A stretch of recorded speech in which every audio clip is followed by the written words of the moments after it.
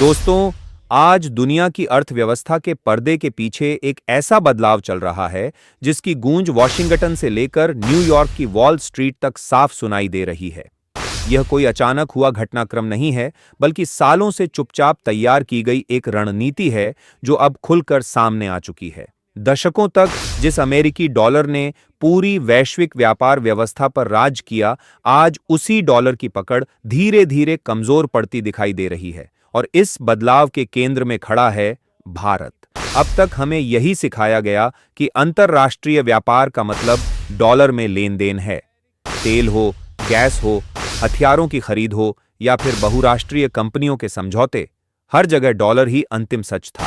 लेकिन अब यह तस्वीर बदल रही है। दुनिया के कई देशों ने समझ लिया है कि सिर्फ एक मुद्रा पर पूरी तरह निर्भर रहना कितना जोखिम भरा हो सकता है। अमेरिकी प्रतिबंध, डॉलर की अस्थिरता और पश्चिमी नीतियों की अनिश्चितता ने देशों को विकल्प तलाशने पर मजबूर कर दिया।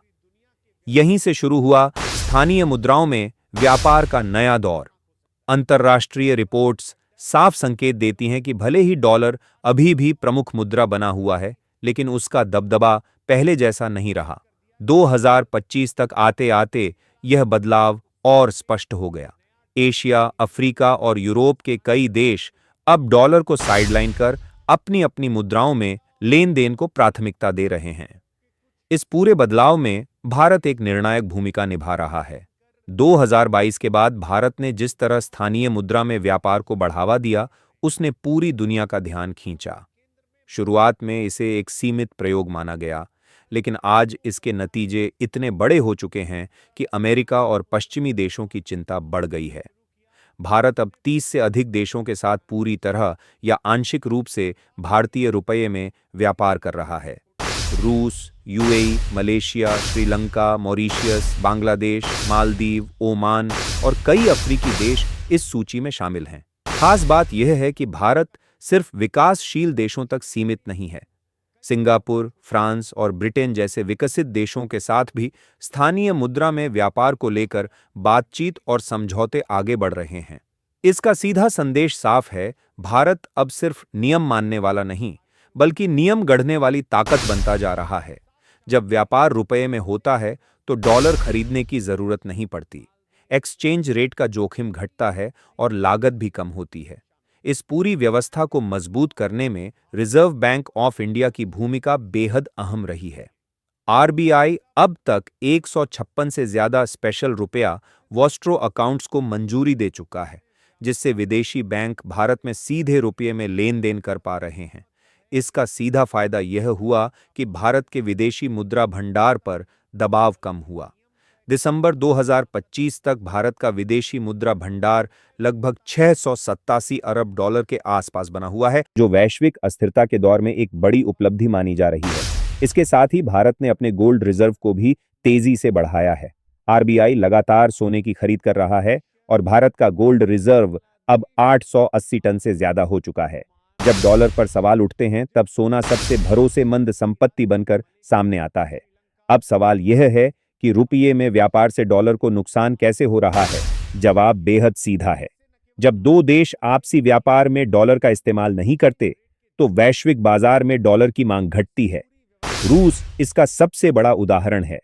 रूस भारत को तेल देता है और बदले में रुपये लेता है, जिनका इस्तेमाल वह भारत से दवाइयां, मशीनरी और अन्य सामान खरीदने में करता है। पूरा लेन देन बिना डॉलर के पूरा हो जाता है। इसी तरह यूएई के साथ भी यही मॉडल काम कर रहा है। तेल, गैस, कोयला और उर्वरक जैसे सेक्टर अब धीरे धीरे इस दायरे में आ रहे हैं। इसका असर साफ दिखने लगा है।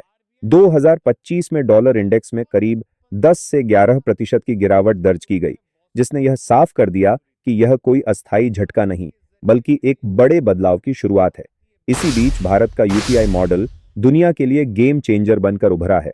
भारत में रोजमर्रा की जिंदगी बदलने वाला यूपीआई अब अंतर्राष्ट्रीय पहचान बना चुका है।